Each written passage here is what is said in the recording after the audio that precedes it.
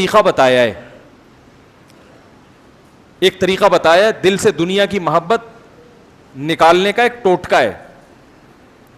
روزانہ 5 منٹ فارغ کر کے نا, ایسے ٹائم پہ جب آپ کا ذہن بالکل فریش ہو, 5 منٹ بیٹھ کے آپ یہ سوچا کریں کہ بہت جلد ایک وقت آنے والا ہے, میری لاش پھٹے پہ پڑی ہوئی ہوگی, مجھے کبھی دائیں کروٹ کبھی بائیں کروٹ غسل دیا جا رہا ہوگا, اس کے بعد میری ناک میں روئیاں ٹھوسی بھی ہوں گی, میرے پاؤں کو رسی سے باندھا ہوا ہوگا, پھر کفن لپیٹ کے میرے گھر سے میرے جنازے کو, بولو بھائی غلط تو نہیں کہہ رہا, اگر تکلیف ہو رہی ہے تو بہت معذرت میرے بھائی, آپ کہیں کس قسم کی باتیں کر رہے ہو یار,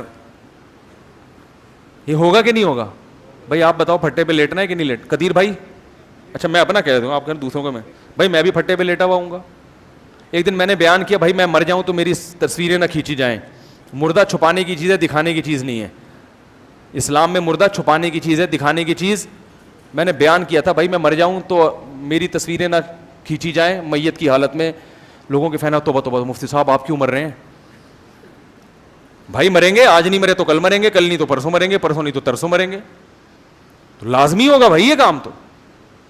تو آپ بھی قدیر بھائی روزانہ 5 منٹ بیٹھ کے سوچا کریں, آپ نے بھی پھٹے پہ لیٹنا ہے. حقیقت بتا رہا ہوں, آپ نے بھی لیٹنا ہے حضرت, آپ نے بھی, بچے تم نے بھی لیٹنا ہے. اللہ تمہیں زندگی دے, اللہ کرے ابھی نہ لیٹو, تھوڑا ٹائم لگے تمہارے لیٹنے میں, لیکن لیٹنا بہرحال ہے. اس کے ابا نہ پکڑ لینا مجھے, بولا ابھی سے کیوں لیٹا رہے ہو بھائی, لیٹنا تو ہے مگر ابھی تھوڑی, ابھی تو اس کی عمر ہے. تو لیٹنا ہے پھٹے پہ, تو سوچنا چاہیے تھوڑی دیر کے لیے کیا حال ہوگا بھائی. ہم دوسروں کو لٹا بھی رہے ہیں, ان کے جنازے بھی دیکھ رہے ہیں.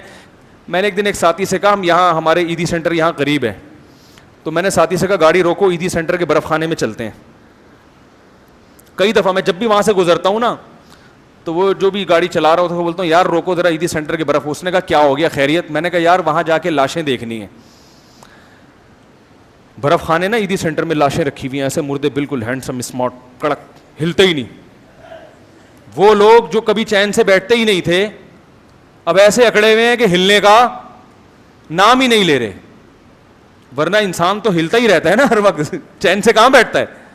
میں نے کہا یار اس نے کہا مفتی صاحب خیریت دماغ خراب ہو گیا, کیا کرنا ہے؟ میں نے کہا بھائی دیکھنا ہے, تھوڑا سا استحضار ہوگا کہ کل مفتی طارق مسعود صاحب تم نے بھی, اللہ برف کی سلوں پہ نہ لٹائے, ہمیں تمیز سے جلدی سے دفن کی توفیق نصیب فرما دے لوائقین کو. لیکن بہرحال لیٹنا تو ہے نا, تو کبھی کبھار عیدی سینٹر جا کے اوریجنل سچی مچی کے مردوں کو دیکھا کریں اپنی آنکھوں سے, بڑی عبرت ہوتی ہے.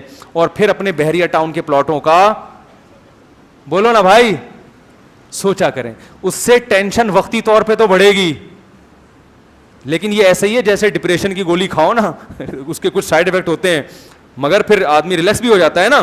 تو یہ ڈپریشن کی ایسی ٹینشن ہے, ایسی گولی ہے کہ وقتی طور پر تو آپ کی ڈپریشن کو بڑھائے گی مگر ہمیشہ کا سکون عطا کر دے گی یہ چیز. آپ بولو گے یار کوئی بات نہیں ہے یار, جاب لیس ہوں تو کیا ہو گیا, ان سے تو پھر بھی اچھا ہوں نا, یہ تو لیٹے ہوئے ہیں فٹ پاتھ پہ, میں آرام سے سو تو جاتا ہوں. فٹ پاتھ پہ میں نے کسی کو نہیں دیکھا کہ جو سو نہ رہا ہو رات کے وقت.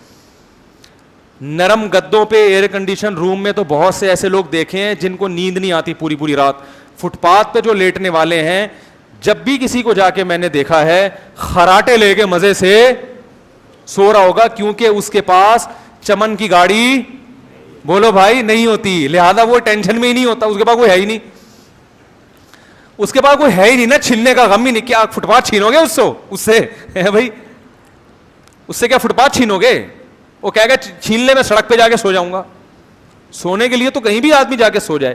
تو وہ بڑی سب سے زیادہ مزے کی زندگی, چھوڑیں ابھی زیادہ پھر وہ بات وقت ختم ہو رہا ہے.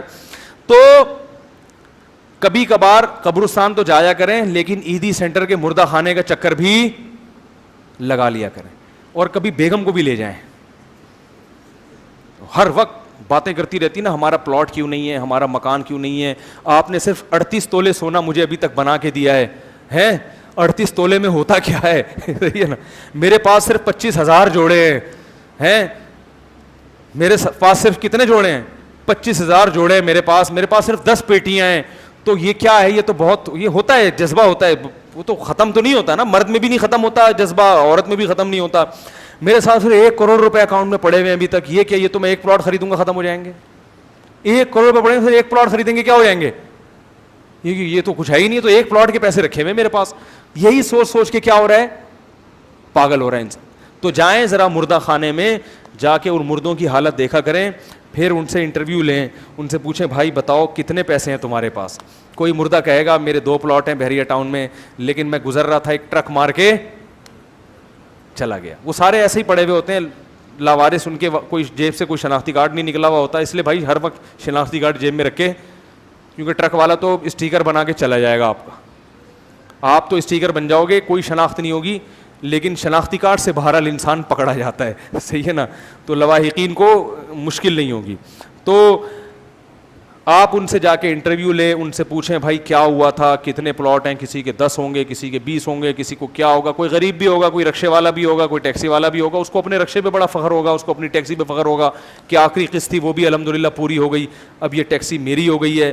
تو آپ کو ہر قسم کا طبقہ وہاں نظر آئے گا, لیکن سارے چپ چاپ لیٹے ہوئے ہوں گے اور انتظار کر رہے ہوں گے کون ہمیں یہاں سے آ کے اٹھائے اور مٹی کے نیچے دفن کرے. تو بھائی اس چیز کی معاشرے میں بڑی کمی ہے, جا کے دیکھا کریں, قبرستان جایا کریں. نبی صلی اللہ علیہ وسلم نے فرمایا قبرستان جایا کرو, اس سے آخرت کی یاد تازہ ہوتی ہے. قبر پہ جا کے بیٹھ جایا کریں آنکھیں بند کر کے, اور کافی دیر تصور کیا کریں کل تو بھی یہاں لیٹا ہوا ہوگا. نہیں آ رہی بات میرا خیال ہے سمجھ میں, کل تو بھی یہاں پر لیٹا ہوا ہوگا. تو کیا خیال ہے, جائیں گے عیدی سینٹر ہے بھائی؟ اب عیدی سینٹر والوں کا فون نہ آئے میرے پاس کہ اتنی پبلک ناز آباد سے آ رہی ہے, خیریت تو ہے, لیکن جایا کریں, اس طرح کی چیزیں دیکھا کریں, سے آخرت کی یاد تازہ ہوتی ہے. دنیا دھوکے والی ہے نا, تو اس کے دھوکہ سمجھنے کے لیے اسی قسم کی ایکٹیویٹیز کرنی پڑتی ہیں. تو روزانہ 5 منٹ بھی آپ نے ٹائم دے دیا کہ بھائی مرے گا اور تجھے غسل دیا جائے گا, اور پھر جنازے کی چارپائی پہ اٹھا کے لے جایا جائے گا, اور پھر قبر میں دفنایا جائے گا, اور پھر منو ٹنو مٹی تیرے اوپر ڈالی جائے گی.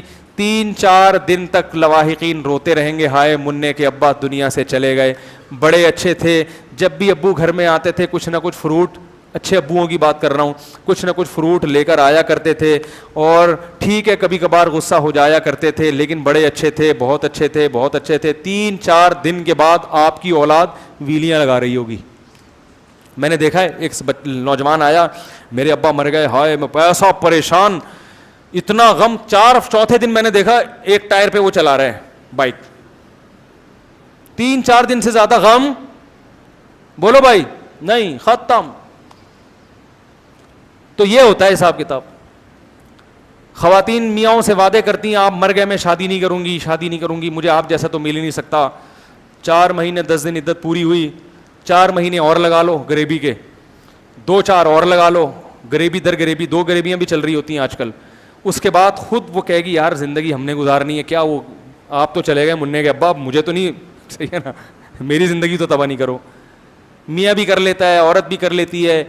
تو وہ سب بے وفائی ہے, سب منہ موڑ کے جانے والے ہیں. کون اپنے دادا کو لوگ یاد نہیں رکھتے, باپ کو یاد نہیں رکھتے, زیادہ زیادہ یہ ہوگا کہ تھوڑا کنواں کھدوا دیا, ختم کہانی.